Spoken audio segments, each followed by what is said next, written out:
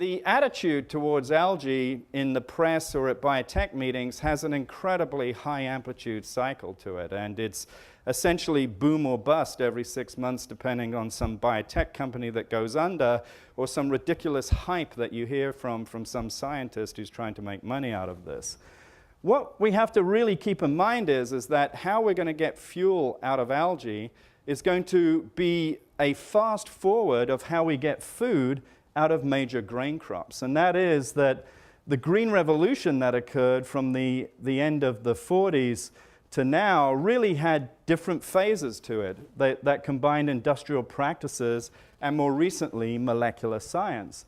And at the end of the day, we have to apply the same principles that the corn and soybean and rice growers have to the growth of algae. And that is that when it comes to agriculture, we're going to be interested mostly in yield, harvestability, crop protection, and product profile. And this is not different for the bioenergy sector. So we can take advantage of the fact that there's, in nature, about 250,000 species of algae, and 100 miles directly due east, if you go out on I-8 from here, people in our laboratories here at UCSD have gone and found algae growing out in the Imperial Valley, and these algae strains produce really interesting molecules with respect to fuel production.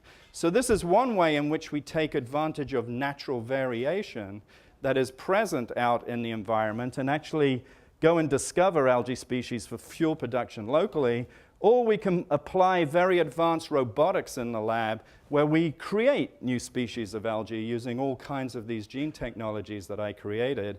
And so production strains are going to be a product of both capturing natural variation and in-lab manipulations. But really, what our scientists are showing, either at universities right here in San Diego or at companies like Sapphire Energy, one of the leaders in this sector, is that the manipulation of algae can happen on a very fast cycle. This is not corn or soybeans. And we can capture all of these systems and synthetic biology tools that I've talked to you about.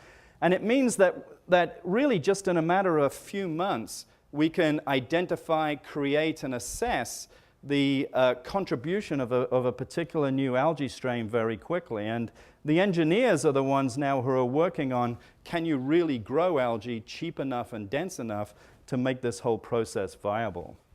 Certainly, amounts of algae fuel are relevant. There was the Algiers back in August 2009, where Sapphire, together with a bunch of other companies, pushed a Prius across the country. And one of my colleagues at UCSD, Stephen Mayfield, who heads our algae center, he's known locally as Algesus. And it's also being used to fuel jet flights. So it is possible to produce fungible fuels in algae. The question becomes how long and how much. And that's where the interesting debate occurs. So we're looking at anywhere from 10 to 20-year timescale where a number of different disciplines, the prospecting, engineering, breeding, and selection, offsetting your costs by the production of co-products. We have another group here in San Diego who are making therapeutic proteins inside of algae, so things like anti-cancer antibodies, that can help offset the cost for growing these algae at cost. So right now, we're all standing just about here where my laser pointer is. And you can see you're basically surrounded by 11 centers and 8 companies, things like Sapphire or Craig Venter's company, Synthetic Genomics, SG Biofuels, BP Biofuels is here. There is a hub here where we're seeing a transition from an interest in applying the new biology to the pharmaceutical sector and actually making this begin to work in the energy sector. So I'd like to thank you for your attention, and I look forward to an active discussion a little later.